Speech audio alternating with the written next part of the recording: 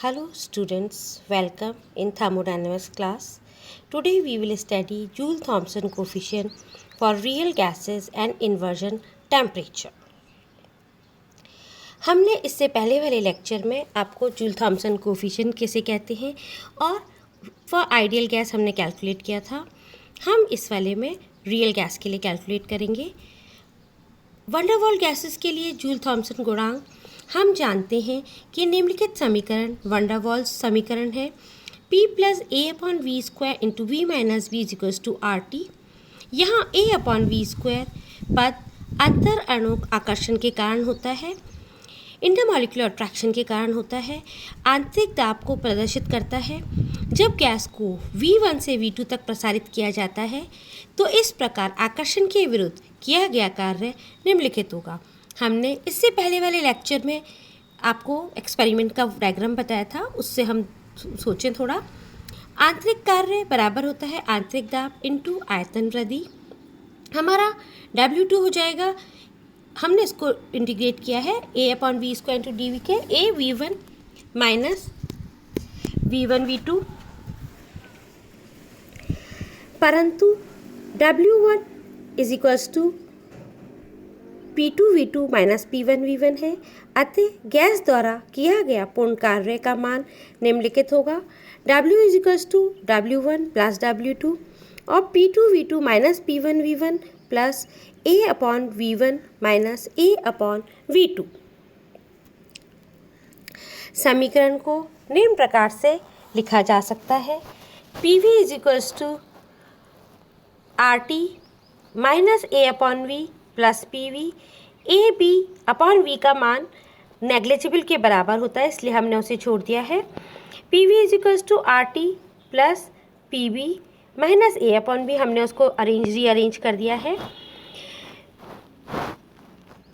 P1 V1 is equals to RT1 plus P1B minus A upon V1।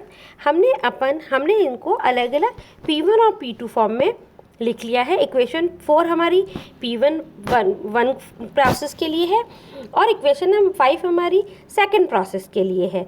मतलब वो first process को demonstrate कर रही है, वो सेकंड को कर रही है। P1 V1 तथा P2 V2 के उपरोक्त का मान हम इक्वेशन नंबर 3 में रख देते हैं। मतलब W बराबर R T2 plus in bracket P2B minus A upon V2 bracket minus RT1 minus PV1B minus A upon V1 plus A upon V1 minus A upon V2। हम A और B का मान हमें पता है बहुत कम होता है, अतः हमें पता है PV is equals to RT या V is equals to RT upon P होता है। V का मान समीकरण 6 में प्रतिस्थापित करते हैं, मतलब हम सब्स्टिट्यूट करते हैं इक्वेशन 6 पे, तो हम देखते हैं W बराबर हमारा इक्वेशन नंबर 7 बन जाएगी हमारी। चूँकि T1 और T2 में बहुत कम अंतर होता है, अतः हम dt को T1 माइनस T2 और T बराबर T1 इक्वल्स टू T1 और T2 लिख सकते हैं। अतः W बराबर हमारी इक्वेशन ये बन जाएगी और फाइनल इक्वेशन हमारी हो जाएगी W बराबर P1 minus P2 into 2A upon RT minus B minus RDT। चूँकि निकाय ऊष्मारोधी है अर्थात Q इज इक्वल्स टू 0 है और डेल E बराबर माइनस W के बराबर है। यदि स्थिर आयतन पर गैस की मोलर ऊष्मा धारिता का मान CV हो तो आंतरिक ऊर्जा DE में कमी को निम्न प्रकार से हम बता सकते हैं। Del E is equals to del E या डेल U हम दोनों यूज़ कर रहे हैं, जिससे कि आपको कई बुक्स में डेल E इंटरनल एनर्जी लिखा होता है और U लिखा होता है इज इक्वल्स टू CVDT और W बराबर माइनस CVDT। W का मान हम समीकरण में रख देते हैं तो हमारी इक्वेशन ये बन जाएगी। चूँकि निकाय ऊष्मारोधी है अर्थात Q इज इक्वल्स टू 0, अतः DE बराबर W। यदि स्थिर आयतन पर गैस की मोलर ऊष्माधारिता का मान CV हो तो आंतरिक ऊर्जा में कमी को निम्न प्रकार से प्रस्तुत किया जा सकता है DE is equals to CVDT और W is equals to CVDT। W का मान समीकरण में प्रतिस्थापित या सब्स्टिट्यूट करने पर CVDT equals to P1 minus P2 2A upon RT minus B minus RDT। हम इसको रीअरेंज कर लेते हैं। हमें पता है CP minus CV is equals to R होता है।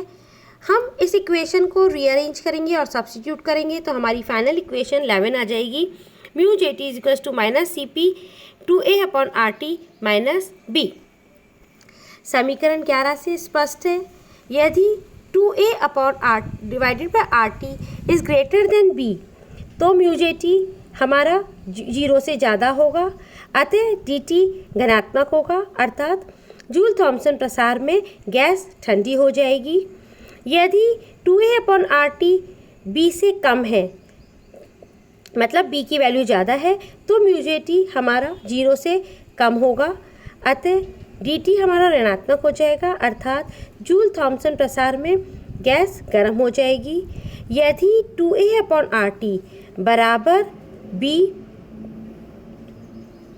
माइनस B से बराबर होंगे, 2A upon RT is equals to B होंगे, तो हमारा म्यू JT बराबर हो जाएगा 0 के, अतः DT 0 होगा, अर्थात जूल थॉम्सन प्रसार में गैस के तापमान पर कोई प्रभाव नहीं होगा। दूसरे शब्दों में हम कह सकते हैं, जिस तापमान पर जूल थॉम्सन गुणांक का मान 0 होता है उसे इन्वर्जन टेम्परेचर या व्युत्क्रमण ताप कहा जाता है, अतः T1 द्वारा प्रदर्शित किया जाता है। हम कह सकते हैं TI is equals to 2A upon RB। अतः यदि किसी गैस के लिए वंडरवॉल स्थिरांक ज्ञात हो तो उसका इन्वर्जन टेम्परेचर ज्ञात किया जा सकता है। Inversion temperature The Joule-Thomson effect is obeyed by a gaseous system only when its temperature is below a characteristic value.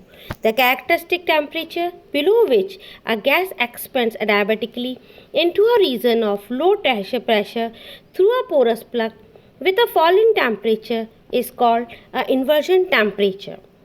Ti is characteristic of gas and it is related to van der Waals constant A and B.